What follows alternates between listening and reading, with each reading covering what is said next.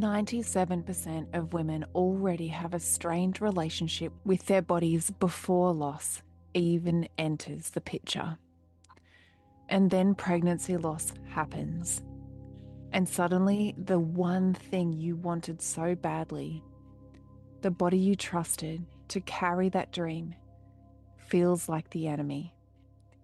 My guest today, Kate Carson, lost her daughter Laurel at 35 weeks. She knows what it's like to lie on an ultrasound table and have your whole world collapse. She knows what it is to want to unzip the flesh and just float away. And she knows the way back. Kate is a somatic love, sex, and relationship coach who specializes in reproductive loss. And today we're talking about what it actually takes to come home to your body again. Not the love your body version, the real version. This one is important. Let's dive in.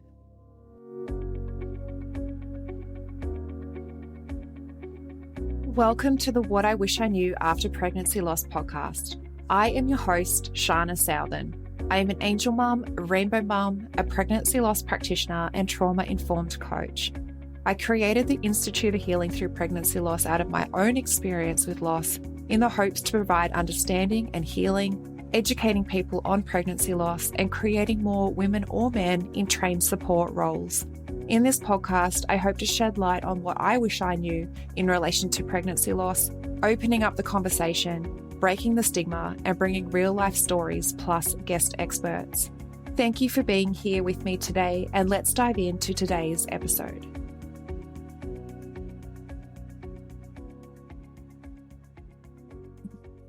Welcome to the podcast, the intersection of pregnancy loss, fertility, trauma, and purpose, having the conversations that should have been happening all along. Today, I have with me again the beautiful Kate Carson. Kate is a somatic love, sex, and relationship coach, helping women heal and thrive after intense reproductive experiences like infertility, baby loss, childbirth, and menopause.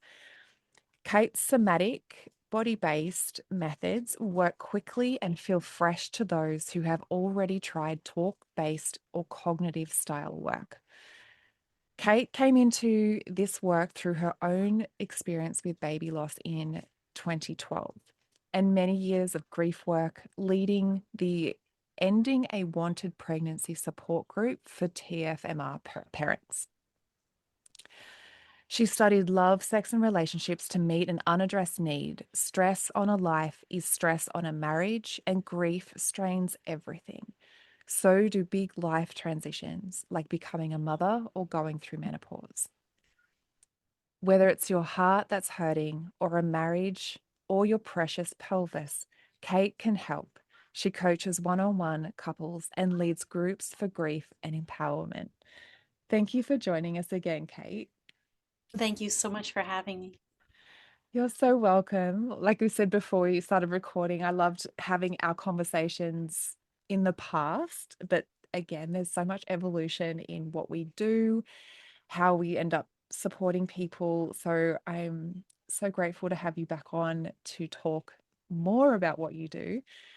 Do you want to share again your story though, how it has led you here? Absolutely. I lost a baby in 2012, so it's a while ago now. My baby would be a teenager if she could have been a teenager. I was 8 months pregnant. I was 35 weeks pregnant when we discovered that my baby Laurel had serious problems with her brain. And I was offered very few choices. The choices were either to crash intervene and resuscitate as much as we could, but her problems could never be fixed. And we would just take our chances on it, or to travel 2,000 miles to access safe and legal abortion care. In America, I call it abortion because of that getting kicked out of care and having to travel, and because it's my experience. But I know that in Australia, you call it termination care. Either is fine. My experience feels true to abortion. So my husband and I chose to end the pregnancy, and it felt like a binary choice for Laurel between life and peace. Her prognosis was such that I do not believe she would have had a peaceful life, but I do believe we could have given her some life and it would have been a gift. We chose the other gift. We chose the gift of certain peace.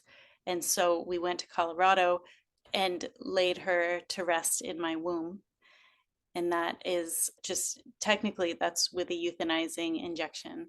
And then I gave birth 2 days later after 2 days of cervical dilation, and I was induced to labor that stillbirth in the abortion clinic in Colorado.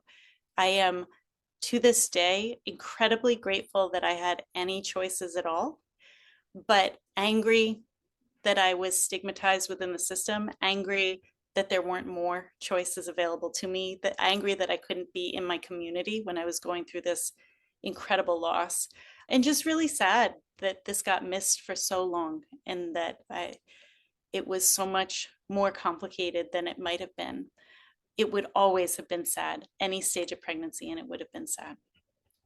Now, of course, a loss is terrible and the grief was enormous. Processing the responsibility I held within that grief was another enormous layer for me. And I turned to support groups like Ending a Wanted Pregnancy, which at the time was called A Heartbreaking Choice. We've changed the name since then. And very quickly, I found I went from showing up to ask for help and support to showing up to give help and support, because in those early days, it was actually really hard to be kind to myself, but easy to be kind to other people. And so as I would give out love and care to all of these other moms and a few dads too, it just would feel like almost like I was able to begin tending to my own broken heart vicariously. And pretty quickly, I was offered a modding position in that space, and I've been an admin in that group since 2012, so for a long time now. Now I'm more on the backside running it as a nonprofit, like we just incorporated as a nonprofit. But in the meantime, I've left a career in science and education and engineering, and I've trained in order to better support this big gap I was seeing in the grief community, which is that it's incredibly stressful to relationships. It's stressful on friendships. It's stressful on marriage. It's stressful on like parent-child relationships, you with your kids, your parents with you, right? It's just like fraught because stress on a life is stress on relationships. And I know that one of the things we want to talk about today is the stress on the relationship between a woman and her own physical body. That is one of the hardest ones. And I just looked around and I saw all these wonderful therapists doing their best to support people. I saw some who specialize in grief, which is so important. I saw some that specialized in relationships. I saw nobody who specialized in grief and relationships and reproductive hardship. And so I studied to fill that niche, and Yes. that's what I do now. Yeah. And that gap is so real. As you were saying that, it's also the same thread between my story, other women that I've supported as well, that they're individually, the modalities exist in professionals. You can seek, cognitive therapies in like talk therapies. You can seek grief support. You can seek somatic support, but all of it in the lens or through the lens of reproductive loss and support is just missing. And I'm sorry that you had to go through what you went through to get to that awareness, but also I'm grateful that you are able to be in that space to make that load lighter for other women that are going through it, because we know how isolating and horrible it can be to try and navigate that time on your own, trying to figure everything out because no one understands you. And like you said, the relationship on our body in that time, no, again, the depth of that, no one gets. And like we said before we started, it can also bring to light other things, other beliefs or wounds or things that we have carried for ourselves in our past, from childhood even, and then going through reproductive loss intensifies everything. And the trust that we have in our body just completely goes. Yes. The stat, I believe, is that 97% of women have really strained relationships with our bodies to begin with. Just mostly from body image stuff, mostly from, oh, I look this way, but I should look that way. And the message is coming in from the outside. So we're starting already on difficult footing. And then this one thing you want so badly to have your baby to step into motherhood in this way, in this iteration, and it turns into this horrible tragedy, this like generative thing that we are promised is our birthright, and it falls through.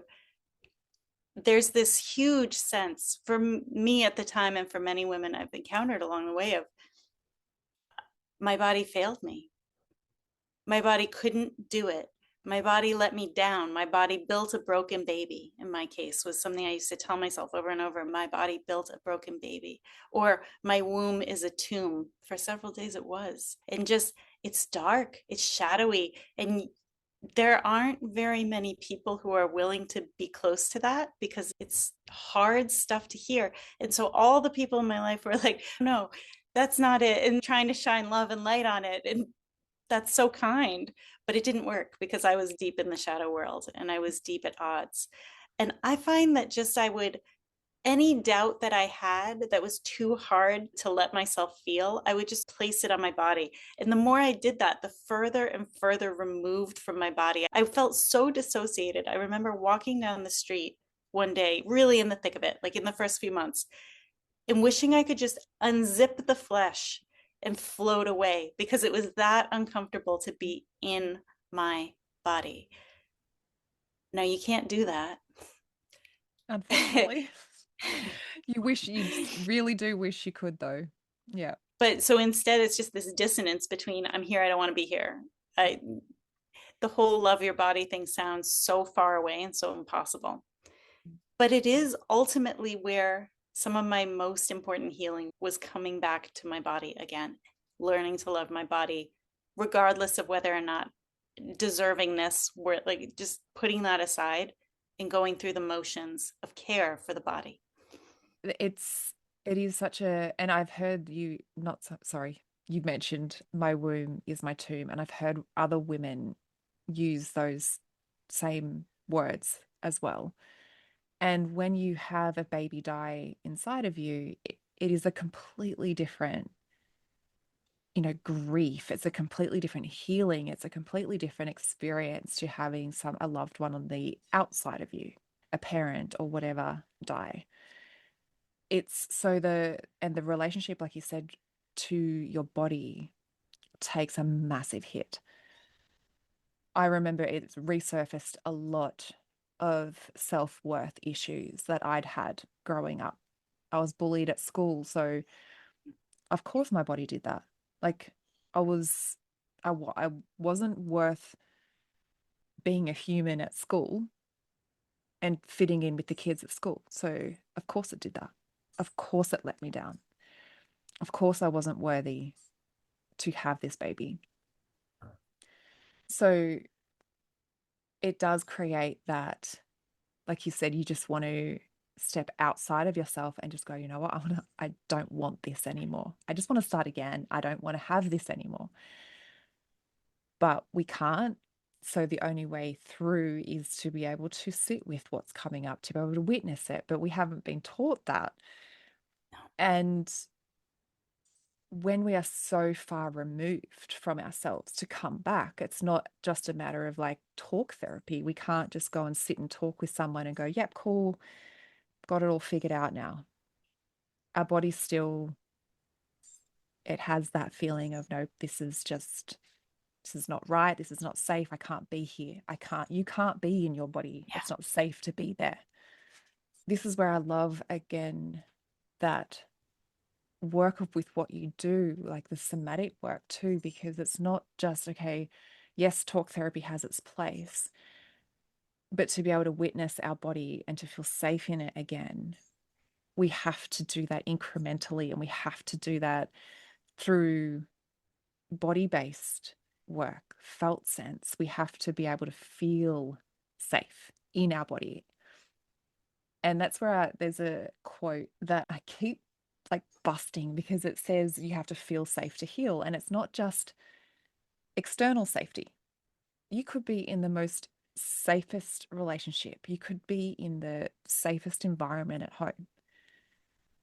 But if you have those beliefs that your body is an unsafe place, then we can't heal. We can't move Yes. forward. I what strikes me, bullying is it's an incredible sense of unsafety because Mm. we are deeply social animals.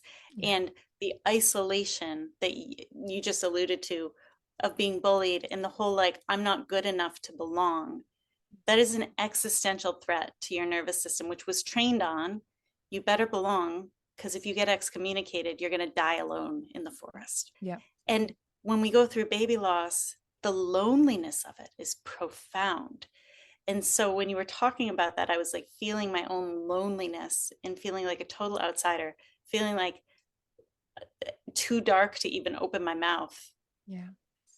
crying everywhere inappropriately, right? Yeah. Dragging my butt down the street. I don't think I showered for weeks because the milk letdown was too emotional. I couldn't do it. Yeah. And you become like this strange outcast. And the idea of not belonging is profoundly dangerous to the nervous system. Now, we are billions of people on this earth. It is far easier to find your people. We are expected to move around. We don't necessarily stick with the clan we grow up with anymore. It's a different world, but our nervous systems are quite ancient. Yeah. Yeah. And the safety of healing, it's really not, there's a level at which I too, as my cognitive behavioral therapist did, will be like, reality check, let's look around. Are we actually safe? And I'll look around the room. Yeah, I'm going to live another day. That's great. It's important. But integrating this loss, you need to get it on a felt sense level. If you logically know you're safe, but you do not feel safe, as far as your nervous system is concerned, you are not safe. Yeah. And this is one of the reasons why I think I had a therapist, I had a talk therapist at the time that I lost my baby. And she had served me well. And she was a really kind woman, really compassionate, great listener, as you would expect. Yeah. And for a while, it helped to have her just because I knew I could talk about it and I wasn't like, she's on the clock. So if she's sick of it, she's compensated. Yeah. But pretty quickly, because I was well supported in community, pretty quickly it started to feel like, you know what, I don't actually need that. I have friends who will listen to me. I can spread it out over my friends.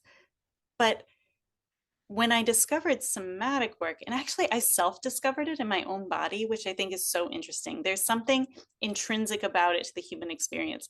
It doesn't actually come from a series of study, though we do train in these series of studies.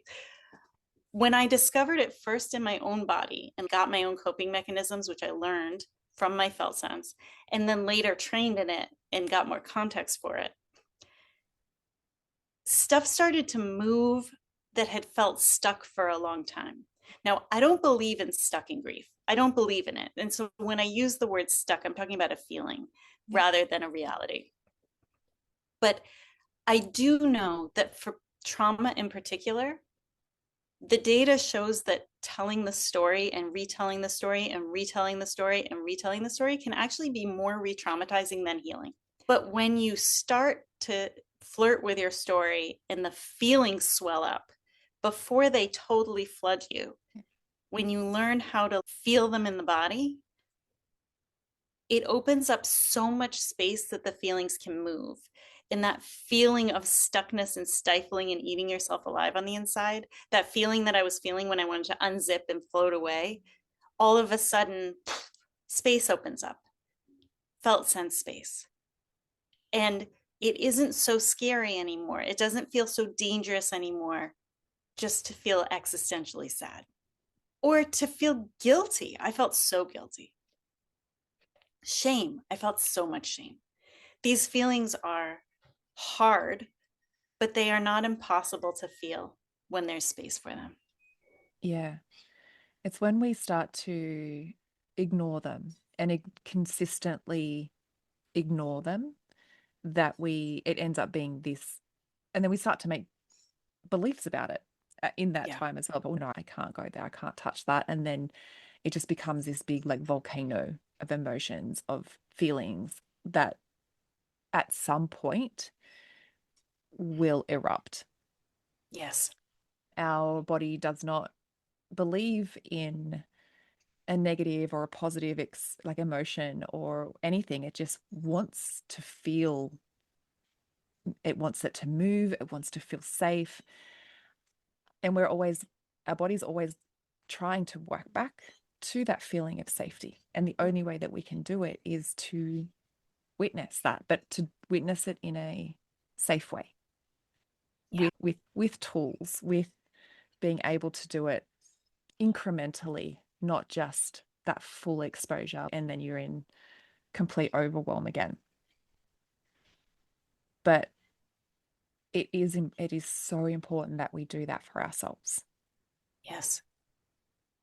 Let's talk about some of the tools. Let's Yeah. talk about some of the tools because I feel like when I remember back to my early days, now there's a bunch that's lost in the haze. It is weird what intense grief does to memory, but there's some that I remember. And I just remember I like could not get buy-in to take care of my body because I thought my body didn't deserve it. But you don't need the buy-in. You can just set that aside and you can be like, it doesn't matter if it deserves it. I know what it means. I don't know what it is to heal a broken heart, but I know what it is to take care of a body, right? Now, this does not mean trying to lose the baby weight immediately. That it does not mean trying to fit your old jeans. It does not mean trying to look the part. It means checking in with your body and being able to feel it and then being able to do the next kind thing for it, whether or not you think it deserves it. And so that was a commitment I made myself around the same time as the bodysuit zip off, right? Was I don't know how to heal a broken heart, but I know how to take care of my body. We're not trying to run a marathon. We're trying to do the next kind thing. Now, the next kind thing might be to get off the computer and go for a walk outside. Just move it a little. Slower is better. The next kind thing might be, okay, I know vegetables are good for me. I'm going to make sure I eat some vegetables today. It might be, I haven't drank a glass of water in a while, right? So there's the basic self-care. Oh, actually, I have to pee. I'm not going to torture myself. I'm going to interrupt what I'm doing and go pee, right? These are kindnesses to the body, and I want you to do them all of the time, constantly. That check in, what do I need? Meet the need. Now, I have a friend who says sometimes it is a kindness to the body to eat the chocolate cake, and sometimes it is cruelty, right? You'll know the difference. You'll know the difference if an indulgence feels kind or if an indulgence feels like you're numbing, right? And you might miscalculate sometimes and you might have to make an adjustment next time, and it's okay. But it's just this practice of forgiveness, if not forgiveness, practice of next kind thing. So that's one, take care of the body. Two, nervous system regulation exercises. In the early days of grief, I was talking about eating. You may not even have an appetite. You may not even be able to put food past your mouth. And that's because you're in fight or flight stage, right? Where your body's, we don't need to eat. We're just trying to survive. And your digestion just Yeah, cuts off. cuts off. Or maybe you have diarrhea. Maybe you're in the like total purge. You might actually vomit, right? Like these are things that big feelings can do to you. And to be like, okay, I'm just going first, do the check. Am I actually in a place where I can survive another day? I like to do the cognitive check first. So I'm not like, if you're in a true emergency, don't try to eat, do run away. And then from there, some of the nervous system exercises, there are a bazillion. You can look them up. Vagus toning would be the keywords, vagal toning exercises. But I like any kind of massage of the neck, of the side of the neck, because the vagus nerve's right there. I like to tap it. I have a vibrating massage ball. I like to put it there or on my chest and just, right? Humming, long hums, or trying to think of some, there's some like eye rolling ones you can do. There are many, and you should Google them. You should look them up. because that can just get your nervous system down to a place where it's even possible to feel what you need. It's even possible to feel hungry or thirsty or like you could sleep. Yeah. Because when we're outside of our body, those cues, those Yes. normal everyday cues, hunger, toilet, thirsty, Yes. they get disconnected. If you've ever felt helpless sitting across from a pregnancy loss client, this is for you. Your training taught you grief stages. The medical system calls it a medical event. Investigate only after 3 losses. But pregnancy loss is trauma, and trauma lives in the body. I am Shana, and I've created the pregnancy loss recovery method because what we've been taught isn't enough. June 1st, I'm hosting a free masterclass revealing what's missing from every postpartum, counseling, and even doula training I've seen. The neuroscience, the nervous system, the trauma-informed lens that changes everything. We will be covering the gap, the science, and the solution over 3 days. The missing piece, what your training didn't teach you about reproductive trauma and loss. June 1st. The registration link will be in the show notes, so head there and join the community. This is for practitioners ready to do more and lost mothers ready to become the support they needed. And then another one, we have to be careful about exercise because what I see is an impulse to over exercise. And unfortunately, over exercising in women can affect our cortisol levels, keeping them elevated, and it can affect our sex hormones, plummeting our sex hormones in order to feed the cycle to our stress hormones. I personally do not think that like long cardio is good for me. But I will say that I had such a strong impulse to run away from my feelings that I would get up in the morning, I would put on my shoes, and I would run sprints across a field. It was almost like when you think of the actual mode of my catastrophe, I'm lying on an ultrasound table. The doctors come in. They're like, hold still. You're holding still for an hour. Then the doctors come in and they're gooing over you for another like hour. And then they tell you the worst news of your life. And you're trapped there on the ultrasound table. There was part of an unfinished cycle in me that needed to run, that needed to get up off that table and run out of the hospital and never got the chance. And so I did every morning. I'm no runner, but it was like 6 little sprints across the field. I don't know how long. I wasn't measuring. I was just like until my lungs burned. And then I would rest and catch my breath and do it again. And then I would stretch and I would cry. And when I started my day that way, that is somatic integration. My body was telling me we need to complete this cycle. I went and I did it. I stretched and I cried. It was cathartic. And then the rest of my day was no less sad, but it was less dark. Yeah. So listen to your body, do what it calls to do, short of if you're getting self-harm impulses. The thing about these sprints is I could actually get a little bit of burn and pain that I was craving without it being harmful. Yeah. The intensity of my physical nature could catch up to the intensity of my emotions. So that's one way to do it.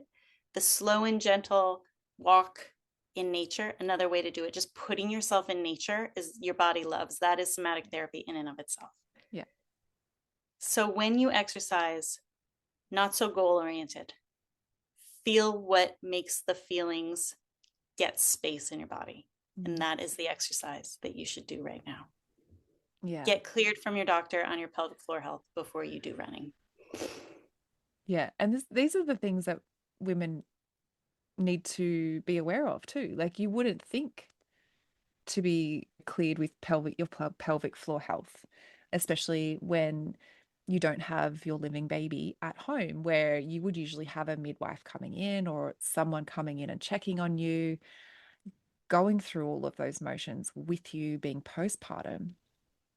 that's not a thing that you get when you don't have your baby I know. earthside.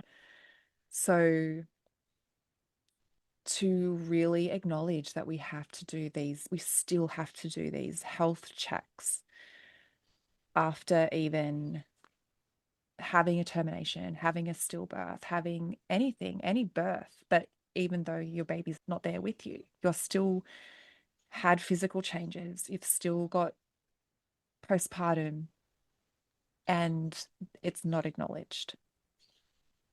Yeah, we really do go through postpartum. And depending on when your loss happens in pregnancy, you may or may not lactate. I did. And then you have to dry up the milk. Now, I'm really glad to hear that more often patients are being told about and offered medicine to dry up the milk. I was not. It was really out of vogue when I went through this. Yeah. And so I had to call my lactation consultant. I was lucky to have had gone through this before with a living child so that I even had a lactation consultant to call. And I said, I need to dry up my milk as fast as possible. And here's why. She was so great. She was like, absolutely, here's what we're going to do. And she made me a plan and she checked in on me. And she didn't ask me to come to group because that would have been awful. Right. Yeah. There are kinds of support, which are 100% postpartum kinds of support, which are painful to seek because if you walk into that waiting room, if you need pelvic floor physical therapy, there are going to be other women there with babies. Like it's very painful to have to walk into that space. But also, you deserve to be well and you deserve to be whole. Now, my baby was 5 pounds, 13 ounces, and that is a full size baby. It's not the biggest baby I've ever had, but it's a full size baby. Yeah. And it was obvious to me that I was postpartum, but I find that a lot of people just assume like when your baby dies, like poof, the baby's gone. You deliver your baby, whether surgically or procedurally or through labor and delivery. You deliver your baby. These are all births. Yeah. A D&E in these cases is a birth experience. My labor and delivery was a birth experience. And yeah, sometimes things shift around and need a little attention. And to make sure your pelvic floor is intact before you do any vigorous up and down motion is really important. And if it's not, chances are it can be remediated through pelvic floor physical therapy. Yeah. And to be honest, my experience was an early loss. So none of that was ever, not even postpartum, was ever mentioned. No hormones, no pelvic floor would have been a different experience for me because it was quite early. But I remember crying. So it was only through having my child after loss that I realized that I went through the baby blues Yeah. with my miscarriage. There was this uncontrollable, like I had her earthside, she was in my arms, but this uncontrollable urge to just cry. And I couldn't stop. I didn't know what was happening to me. And then I realized, I was like, I went through that. And then on top of it, I had grief. On top of it, I had Yes. everything else that was happening internally. And I had no idea what was happening. And I felt like a complete mess. I felt so much more broken than what I was, blaming myself for the loss itself. But then all of this stuff happening afterwards, and I'm like, I don't even know what's happening inside my body anymore. What is going on? And it was just Yes. such a turbulent time. And you weren't given any context for it. I think probably even when you had your living daughter, you probably weren't given extensive context about the No, baby blues because, no, but usually there's like a pamphlet or someone mentions it or other women in your life it was my mention it mum. to Yeah. you. Exactly. And so it's already underserved and undereducated. Yeah. But then when you've just been through your miscarriage, now the hormonal shift, it's important for all of us to understand the hormonal shift of postpartum comes from the placenta coming off the wall. It's the separation of the placenta from the uterine wall, which causes the cascade and the change of hormones. which means your miscarriage, early as it is, there's a placenta. My loss, late as it was, there's a placenta. We go through this together. We go through it, all of us. And it's one of the reasons I insist upon calling all of these losses births. They are. That placenta separates from the wall with or without help. Yeah. And then we go through the cascade. And it's very disorienting. And to even try to find the edges, especially in early days, I would try to make sense of it. I would try to like make it fit in boxes just so that anything in my life made sense. Yeah. And so I knew, you can't know, but so I had a sense of like how long it was going to last, that it would end someday. But if you can't even find the edges of crying and crying because of the baby blues, you can't find the edges of grief. And then there's this big elephant in the room, which is postpartum depression, which, so here's a rule of thumb I like to use for postpartum depression. Take what fits and leave the rest. But here's the way depression feels in my body as opposed to grief feels in my body. They are both super dark. They are both super overwhelming. They're both super low, like very low. If you were to fill out the pamphlet that comes home postpartum for like warning signs, you would tick all the boxes in either one, right? Oh, do you enjoy your hobbies anymore? Hell no. Can you get out of bed in the morning? Probably not. Are you either sleeping too much or too little? Yes.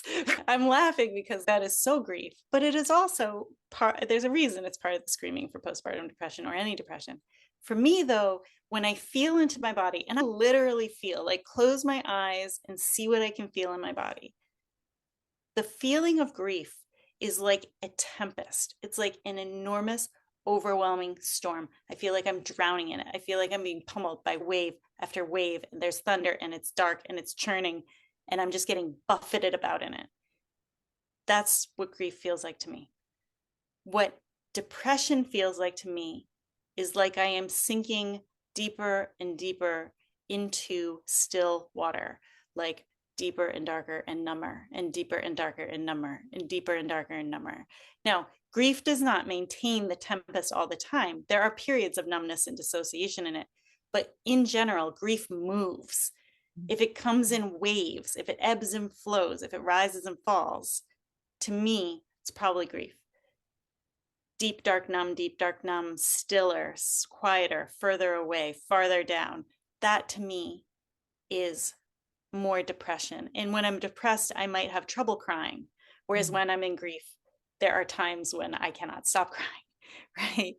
Take what fits and leave the rest. But somatic tools do help me to feel the difference between when, like, what kind of help I might need. It's funny, not funny, but how you've said that, because for me, I never actually spent the time to feel into either. But so my dad died when I was 19. After his death, I was diagnosed with depression because I was like, nope, not moving on at all. I'm going to stay here, going to live knowing that he wasn't there, but I'm going to do the same things. I'm going to make my coffee the way that he made it. I'm going to make my breakfast the way that he made it for me. I'm going to do everything as much as I can to not change anything. And then I withdrew. I was like, no, I don't want to speak to people. I don't want to leave my room. I don't want to leave the house. I don't want to see people. I don't want to see friends. Don't want to go out and have fun. How could I do that? When I experienced the miscarriage, see, my husband met me a year after my dad died. So he pulled me out of my depression. So he knew what I was like there. And then when I was going through the miscarriage, he could see the signs of it happening again. And I don't want you to go down that path again.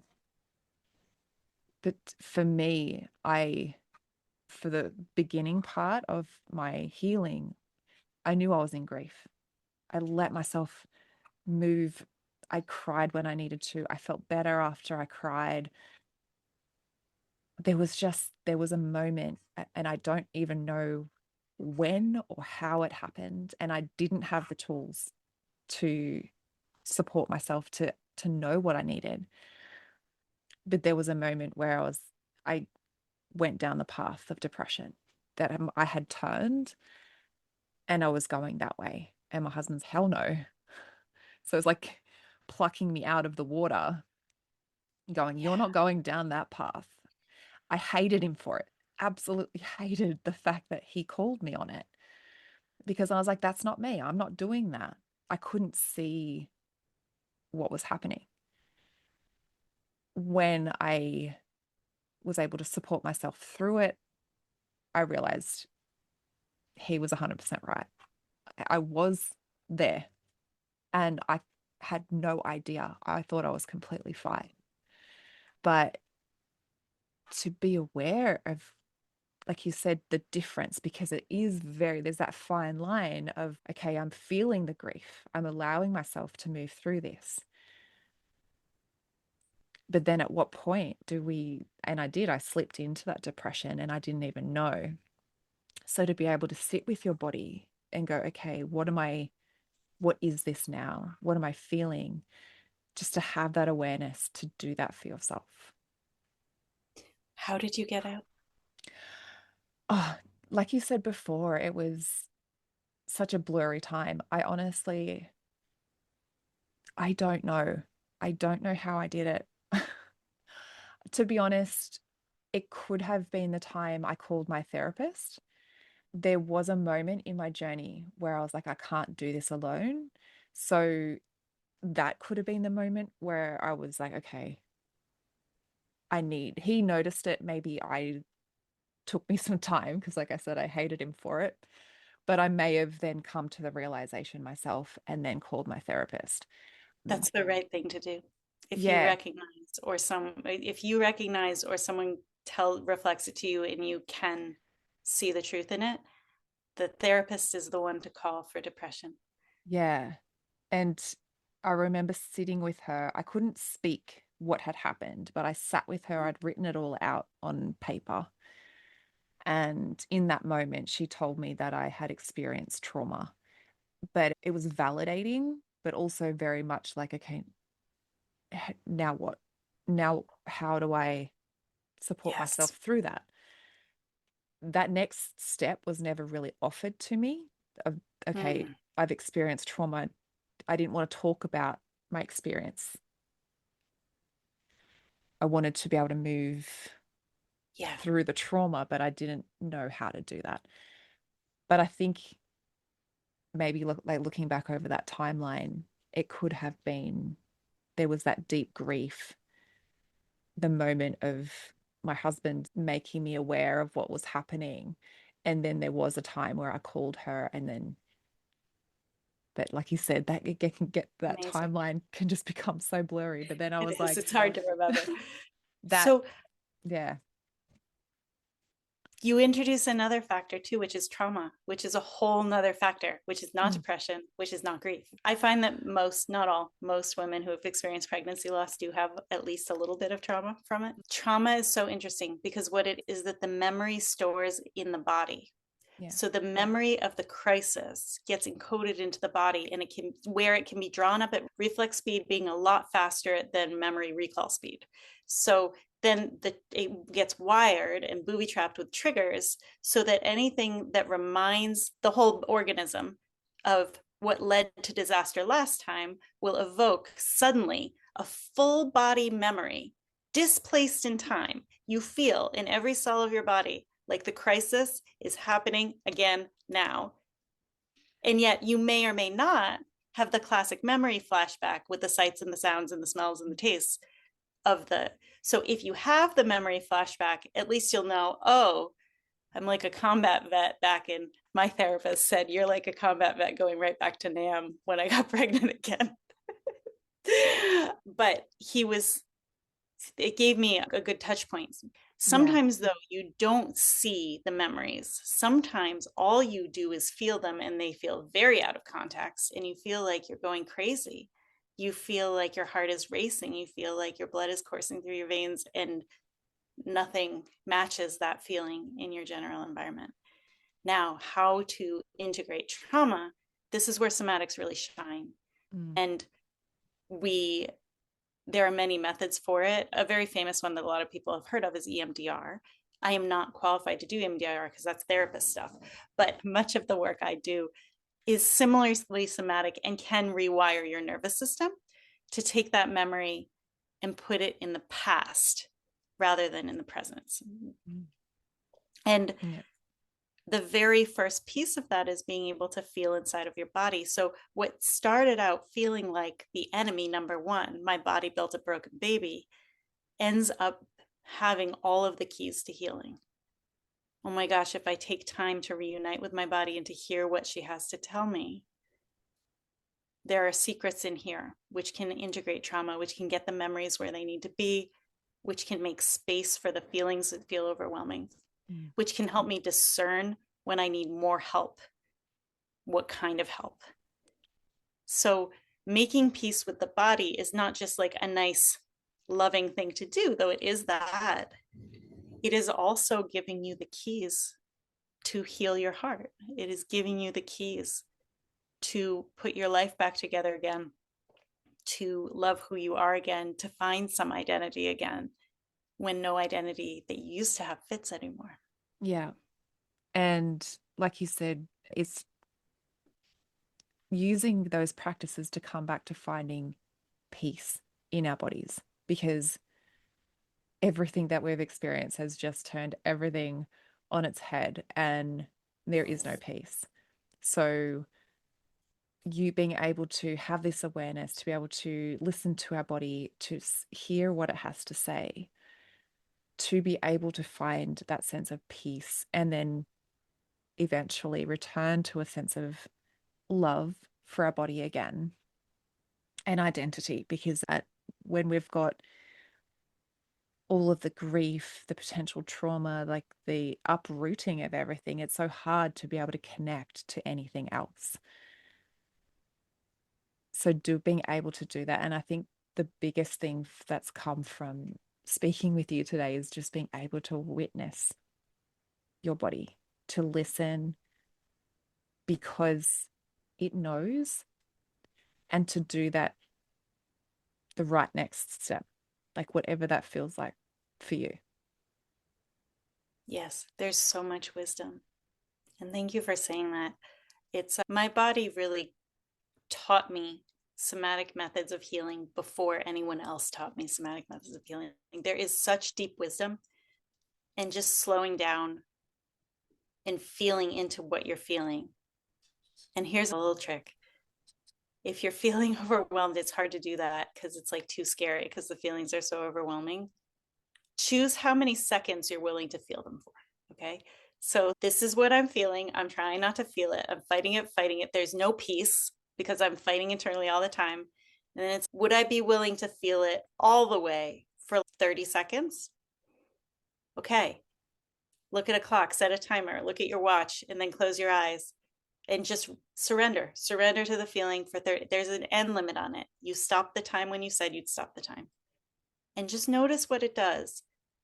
It doesn't have to do anything, but usually what it does is it actually produces an opportunity for peace because at least that internal battle has stopped. The feeling hasn't stopped, but the fighting it stops, which is a relief. And you deserve what little relief there is on this path. In early grief, every relief counts. Yeah, just the way you describe that, it was like you've allowed yourself to witness that internal battle. So then your body's just, oh, okay, we're here. I don't need to keep fighting. We're being witnessed. Like you said, not everything may have come to resolution, but just that internal battle is being witnessed and can be released. Yes, there are some things which we can let go, and then there are some which we can't. But being able to make the space and feel safe enough, that's what the safety of healing is, feel safe enough to let go what we can let go. Yeah. And that's really when you're deciding what kind of help to get, the therapist for depression for sure. But for grief, another supportive person like you or like me who has walked this path is actually a great choice because we've lived it. And to have someone else hit the timer for you, someone else guide it, someone else pull you out can feel very safe. That's part of what we do is we provide the boundaries Yeah. in which it feels okay to surrender to hard feelings. And then you get to feel how it opens up, how you open up, how there's more space, Yeah. how feelings move, how long it takes them to move. You get to learn it because the space is being held for you. You Mm. can do it yourself too. You can do it yourself too. But if you want help, there are so many helpers. Yeah. And it's beautiful. Like I said at the beginning, you have gone and walked this path and now in the position to do that for others as well. And I know if I was looking for someone, and I've had so many people like, I wish you were here when I was going through it. And I'm like, I wish I had me when I was going through it because there was no one that had the sort of the knowledge, the awareness, the training, and also the lived experience Yes. that could be there for me on the sitting on the other side of me to hear me out, but to also give me the space, the boundaries, the container to move through it. Therapy was great. My psychologist was great. Although it did have its limitations, I did still get to the point where I was like, I need more. Yes. And the more was finding people who had been through the experience and had developed healing ways of moving through that because of what they've been through. I completely agree. And I think it ties in when we were talking about being social animals, the importance of connection. And it can be hard to seek connection when you're grieving, because just as you talked about after your Mm. dad died, you didn't want to talk about anyone, you didn't want to receive friends. It's hard to relate to friends who show up, right? Yeah. So to find yourself a community of peers is actually, I think that is the premium product for grief support is peer support groups. I think that is actually, and the beauty of that is that they tend to be cheap or free and they Yeah. tend to be readily available. Then I also found my therapist was fine, but she was not the thing I ultimately needed. And the thing I ultimately needed was somatic support Yeah. and somatic guidance. And some of that I could mine from my own consciousness. And then I got to revisit it later when I was really beyond the acute stages of grief, when I went through my training. And there was still so much more that fell into place. I feel so grounded. I sleep so well at night. These are things that I could only have dreamed of in the early days. Yeah. And so, no matter where you are in your journey, if you want to integrate more, there's more. Yeah. And if you want to integrate in community and know that you belong, peer groups are great. Yeah. They are. And it's just before we wrap up, when you just said there's always more healing. I remember getting to a point of my healing going, yep, totally good. I'm good, like good to go. And then I enrolled in this, in becoming a practitioner through this other lady's healing modality. And she was teaching it, obviously, to embody it first before we learn to use it. And I remember just crying for probably the first month of learning her modality because there was so much healing that I was available to me then at that time. It was like an onion. I had peeled off layers prior and I thought I was done, but then there was more available to me. And I was just like, this is crazy, but also was what my body was ready for me to do at the time. Yeah. So that was, yeah, just it was next level. But just to reaffirm your point, there's always something, always that next level of healing that we can do because our body is always showing us what's that next layer that is available. Yes. And it's amazing. It's amazing what reveals. It's one of the things that stops people from starting is they're so worried what will reveal. But your body only delivers you what you're ready for. Yeah, And so 100%. your readiness changes with time. Yeah, that's so true. And it has been, I'm sure for you and it was for me. And just that going through that experience was proof that it does only reveal to you what it can cope with and what you're available for. at the time. And so I feel into the way I'm talking about my body right now, it's reverent. It's reverent. I feel so much love. I really do. And it's serving me well at this next junction in life. I'm in perimenopause now. My body's changing again. And so to have formed this alliance and to feel embodied, it's very special and it is absolutely possible. And I just want to shine a light so many years down the road for those in early grief to say, this is where you will be too. Yeah. And the permission that you're able and the space that you're able to do for your body then in the grief carries you through all of these changes, all of these transitions. They're not just tools that you learn in the grief. They're tools that, like you've said, when you're navigating other challenges, other transitions in life, when we can allow that space for ourselves, we can move through these other transitions too. Yes. Thank you so much for having me. This was such a pleasure.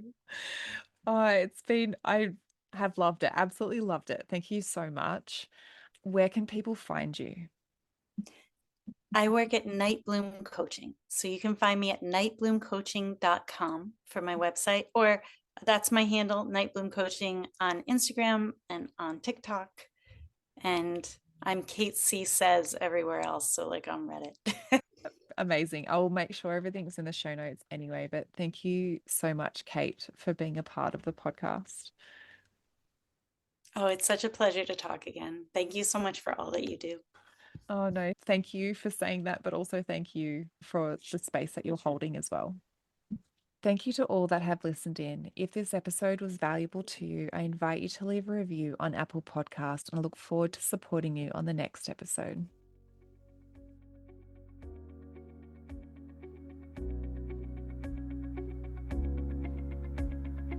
Thank you for listening in with me today. I hope you found this episode helpful. If you did, I would absolutely love to hear from you. Take a screenshot of this episode, share it to social media, and tag me at Institute of Healing_PL. I love seeing what is resonating with you right now. If you want to chat further, I invite you to connect with me through Instagram. Head over and follow my Instagram account, send me a DM, and let's open the communication. If you want to know more about how you can be the support for others, head to the show notes and fill out the application form for the Pregnancy Loss Practitioner certification. I want to also note here that what I share within the episodes is not medical advice. If you need further support, please consult your doctor. Thank you again. Much love to you.